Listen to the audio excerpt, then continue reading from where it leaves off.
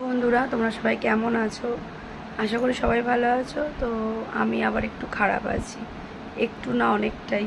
কারণ আগের মাসের থেকে আমার শরীর খুবই অসুস্থ ছিল, যেটা তোমাদের শেয়ার করেছিলাম যে একটা ইন্টারনাল প্রবলেম হয়ে গেছে আমার পেটে। তো ইউএসজি করেছিলাম, আর এই মাসেও 4 তারিখ থেকে মানে 3 তারিখ থেকে আবারও আমার পেটে ব্যথা স্টার্ট হয় আর হেভি ব্লিডিং হয়।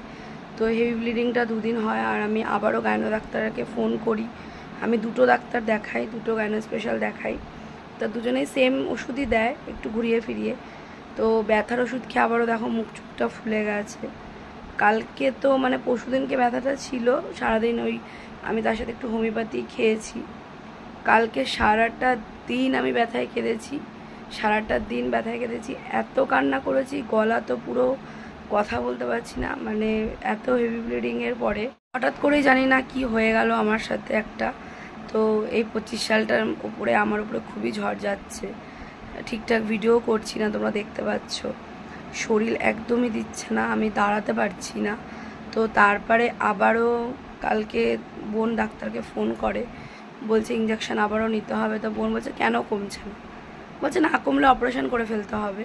তো এরকম একটা কথা বলেছে। তো সেটা শুনে আমার খুব ডিপ্রেশন হচ্ছে। তো তারপরে আমি যেই মানে একটু হোমিওপ্যাথি ডাক্তার দেখাই, ওখানে আমি কালকে আমার বোন আমাকে আবার সন্ধ্যাবেলা দাদাকেও মানে ডাক্তারবাবু ছেলে ওনার দুজনকেই ফোন করে। তো বোন বলছে দিদি তুই ভাঙিস না, আমার বোন সারাদিন খায়নি কালকে। আর আমি ভিডিওটা কেন করছি তোমাদের জানানো প্রয়োজন যে আমি ভিডিওতে আসছি না, ভিডিও করছি না, কিছু করতে পারছি না। আমি 3-4 দিন হয়ে গেল আমি শাড়ি নিয়ে বেরোতে পারছি না, এতটাই আবার অসুস্থ হয়ে পড়েছি। মানে সে ব্যথা, মানে বলে না ব্যথা, সে মারাত্মক লেভেলের ব্যথা। আর কত ব্যথার ওষুধ খাবো? ব্যথার ওষুধ খেয়ে মুখ চুখ ফুলে যাচ্ছে, ওয়েট বেড়ে যাচ্ছে, মানে খেতে পারছি না, বমি পাচ্ছে, মাথা যন্ত্রণা করছে।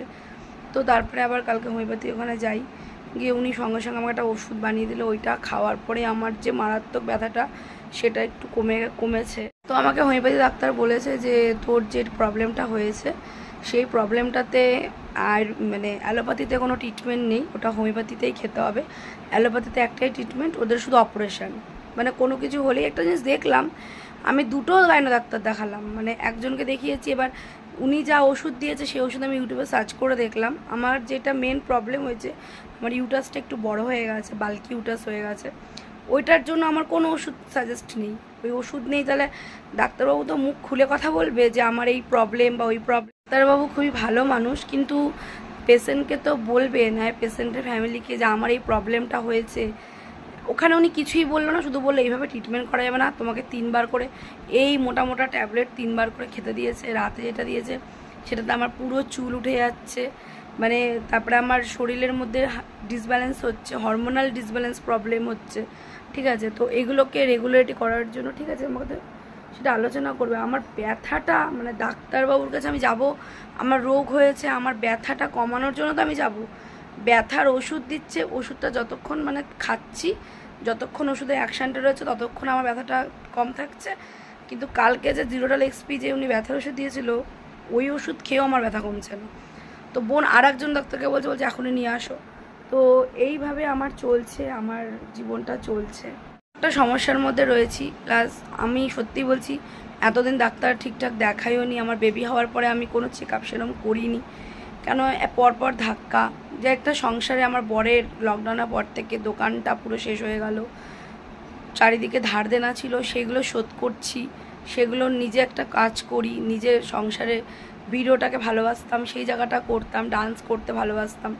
সৎপথে থাকলে যে এত অগ্নি পরীক্ষা দিতে হয়, তা সত্যিই আজকে মানে নিজেকে নিয়ে মানে এত কান্না করে ভগবানকে কালকে বলছি, এত কষ্ট দেওয়ার থেকে আমাকে নিয়েই নাও, কেন আমি আর পারছি না, আমি মানে কিছু পারছি না। এত দুঃখ কষ্ট বাচ্চাটাকে নিয়ে, বোনটাকে নিয়ে আছি, অভাব অনটনের মধ্যে যেমনই থাকি, কর্ম করি, কারোর কাছে তো কিছু বলি না, বা কোনো দিনই তোমাদেরকেও সেরকম কিছু বলি না। তো আমি যেহেতু আমার সোশ্যাল মিডিয়ায় অনেকটা বড় দরজা হওয়া দরকার ছিল, সেখানে সেই দরজাটাও আমার অনেক ছোট হয়ে আছে, ঠিক আছে। সেই পেমেন্টগুলো আমি ঠিকমতো পাই না। এটা ঠিকই, ভালো ভিডিও যারা করে তাদের কোনো মানও নেই, তাদের কোনো কিছু রেসপেক্ট নেই, তাদের কোনো ভিডিওতে ভিউ হয় না, কথাগুলো তো ঠিকই। নানা ট্রেসও করে ফেলেছি, এবার অ্যাড করে চিন্তা হচ্ছে আমার বাচ্চাটা তো ছোট। তো যেহেতু আমাকে আমার হবে দেখতে বলছে তুই সেকেন্ড বেবি নিবি, তুই সুস্থ হবি।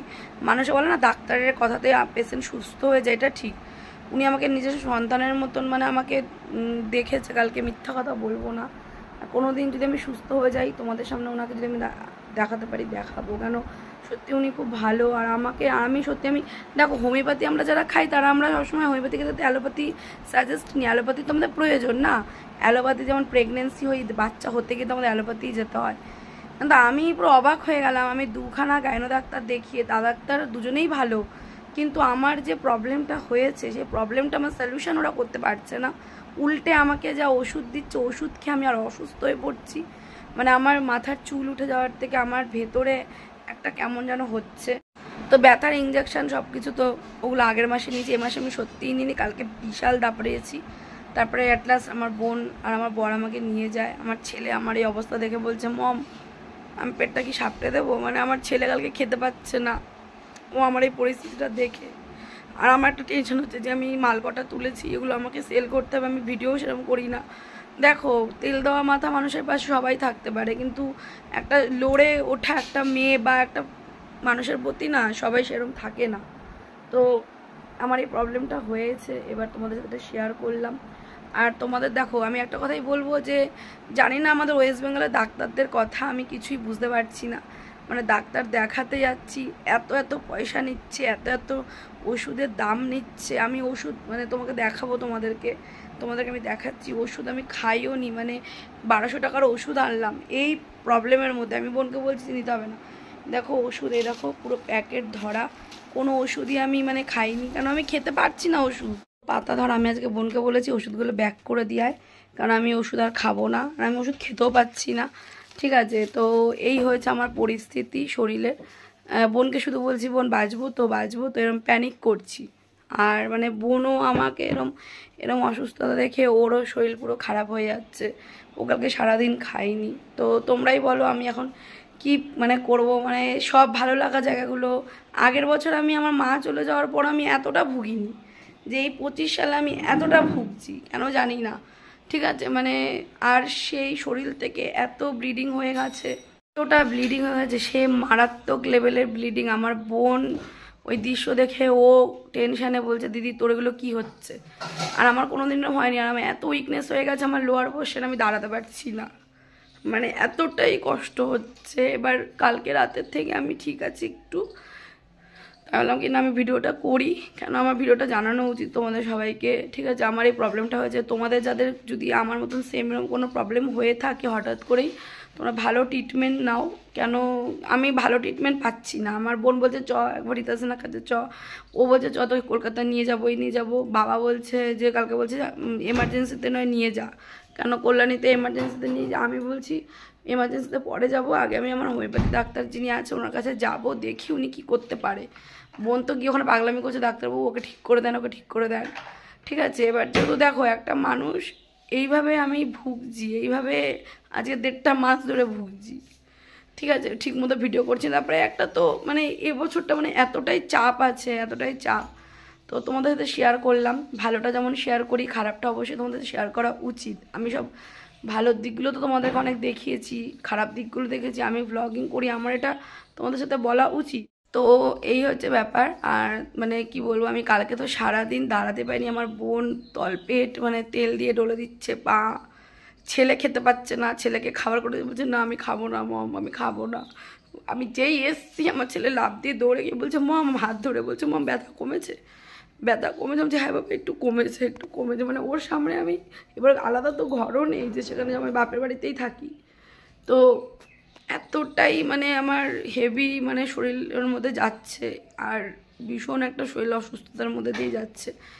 তো এইটাই হচ্ছে কথা, কোনো ডাক্তাররা না কোনো দায়িত্ব নিতে চায় না আজকাল। ঠিক আছে, মানে তোমার ব্যথা হচ্ছে, নয় ইঞ্জেকশান করো, নয় এই করো ওই করো, মানে আরও একটা ভয়। সামনে তখন কিছু বললো না, যখন রিপোর্টটা দেখলো সামনে আমাকে কোনো ডিসকাশান, তারপরে আমাকে এই ওষুধের এই মানে আমি সেটাও জানতাম না। আমি নিজে ইউটিউব খুলে খুলে নিজে আমি ওষুধগুলো সব বৃত্তান্ত জানলাম যে এর কী প্রবলেম। হ্যাঁ তাই দেখছি আমার সাথে যা সিমটম, যে চুল উঠে যাবে, ওয়েট বেড়ে যাবে, ঠিক আছে, মানে হরমোনাল ডিসব্যালেন্স হচ্ছে, মাইন্ড ঠিক থাকছে না, তো সেগুলো আমার সাথে সবটাই হয়েছে।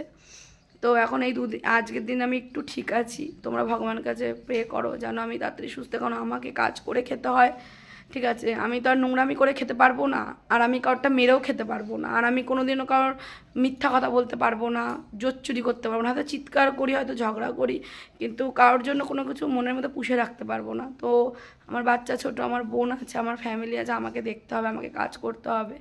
তো এর জন্য ঠাকুরকে ডাকছি, ঠাকুর যেন ব্যথাটা আর না ওঠে, মানে ব্যথাটা হচ্ছে চিনচিন করে। আমি হোমিওপ্যাথিক ওষুধটা খেয়ে অনেকটা ঠিক আছি, শরীর থেকে অনেকটা ব্লাড বেরিয়ে গেছে, তো তার জন্য আমাকে খাওয়া দাওয়াটা ঠিক করে করতে বলেছে। বোন আমাকে সকালবেলা রুটি সব কিছু করে দিল, একটু খেলাম। তো এই হয়েছে ব্যাপার, মানে শরীরের উপর দিয়ে এটা যাচ্ছে, তোমাদেরকে জানালাম। ঠিক আছে, তো চলো সবাই ভালো থেকো, সাবধানে থেকো, আর ভগবানকে বলো যেন আমি একটু তাড়াতাড়ি সুস্থ হয়ে নিজের কাজে ফিরতে পারি। এটাই তোমাদের সাথে ছিল বলার। তো চলো, টাটা।